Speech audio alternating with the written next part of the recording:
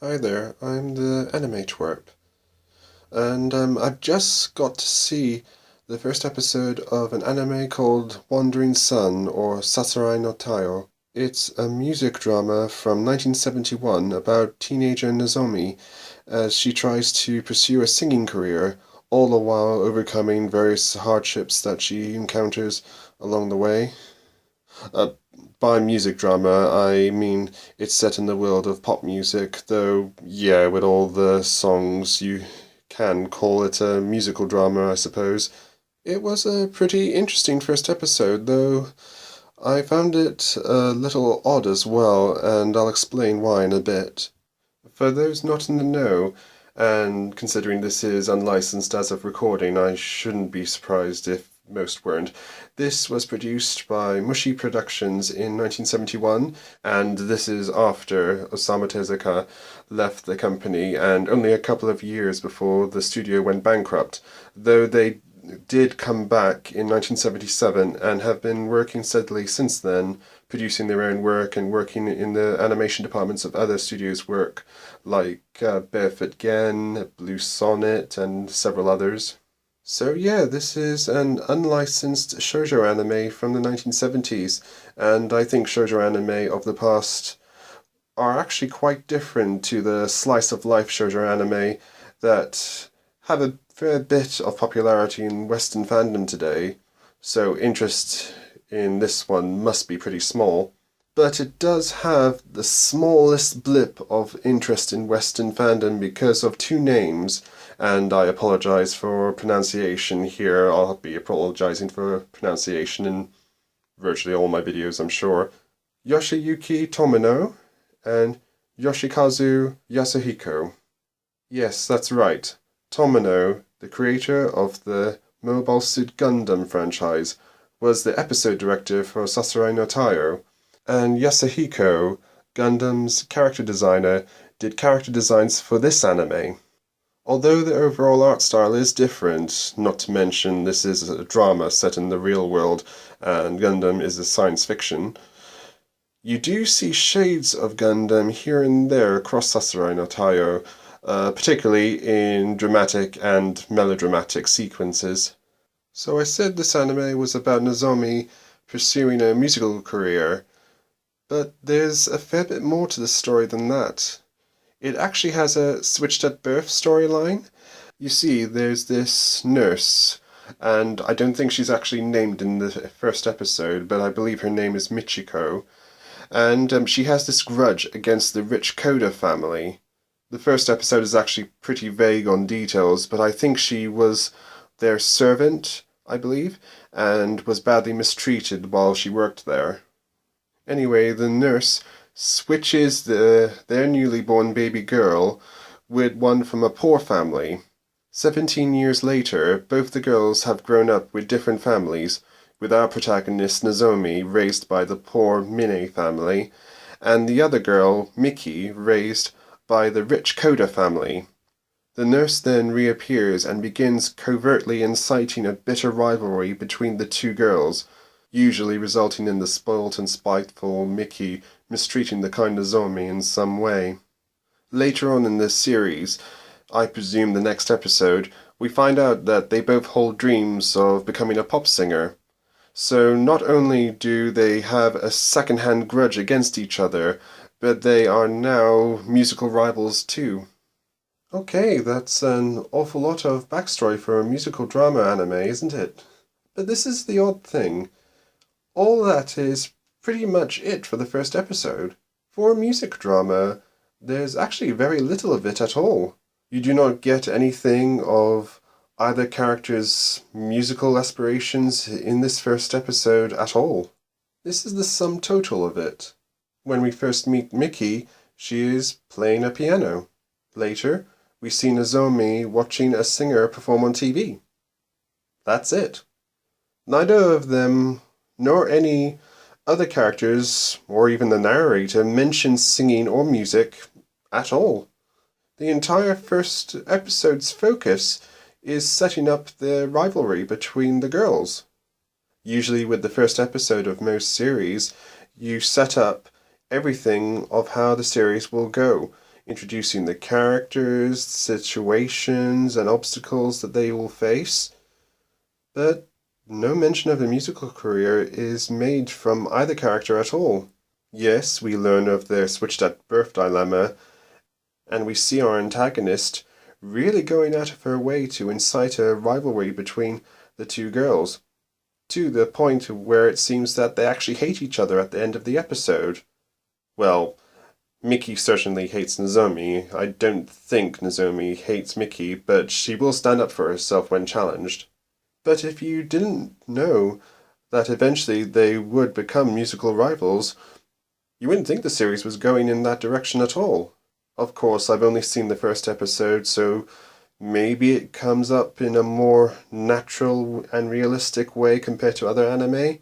All the same, it's a first episode that doesn't really establish the main selling point of the series, and that I find really odd. I don't think I've come across it in another series at all. In fact, it can be a problem with the first episode or the pilot episode trying to set up so many different plot points that the series is going to address at some point, that sometimes first episodes or pilot episodes can get overcrowded and feel quite unnatural. I do wonder if the whole switched at birth and grudge issues were really necessary in this show. Again, not knowing how the series progresses, it could be that it all comes together in a realistic and interesting and naturalistic way, but it still feels unnecessary for an anime about being in the music industry. Surely just having the girls as musical rivals would have been enough, with a little of the whole rich versus poor rivalry added to it.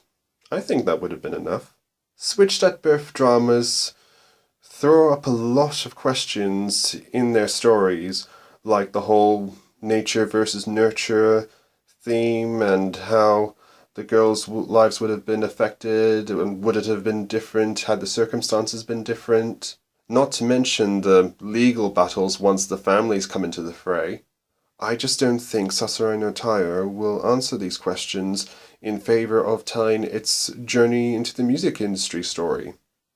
That's also not forgetting the nurse, Michiko, who really goes out of her way to incite and stir up this feud between the girls, even going so far as to sponsor Nozomi from the shadows to move from more affordable night school to ordinary day high school, ensuring that Nozomi and Miki share the same class. This nurse is spending good money to get these girls to hate each other. Again, her background is kept vague deliberately as it's a first episode, so hopefully we learn more of her and her backstory and reasonings as the series progresses. I just hope she's not there just for the sake of being an antagonist. I hate that in anime or any form of entertainment, really. So yeah, even though the first episode doesn't touch on it, this is a music drama about Nozomi getting into the music industry. Apparently, it was among the first anime to realistically depict the music industry in its story, though apparently it was toned down a bit from the original manga by novelist and scriptwriter Keisuke Fujiwara, actually better known in Western fandom for the fantasy war anime film Wind Area, which was brought over to the US and UK by Harmony Gold as Once Upon a Time. I imagine people will automatically call this a slice of life anime, bearing in mind Nozomi and Miki are 17 and at high school at the beginning, and simply because a lot of anime drama get automatically labelled as slice of life. Sasurai no Taiyou isn't really. As the category suggests, slice of life should be following the ordinary day-to-day lives of the characters of the story. If something happens in between to change it and to create the drama of the story, that's fine, but it's within the confines of slice of life. Sasurai no Taiyou is more a career anime, where we follow the protagonist as he or she starts her career and progresses through it to their goal. There are quite a few of these around, some set within the entertainment industries like Rec or Love Get You, for the voice acting or Taiyou industry in Japan. Though unless they are, I guess, genre tinted in some way, they don't usually get picked up for a Western release, like Perfect Blue as a mystery thriller or Super Dimensional Fortress Macross as a science fiction.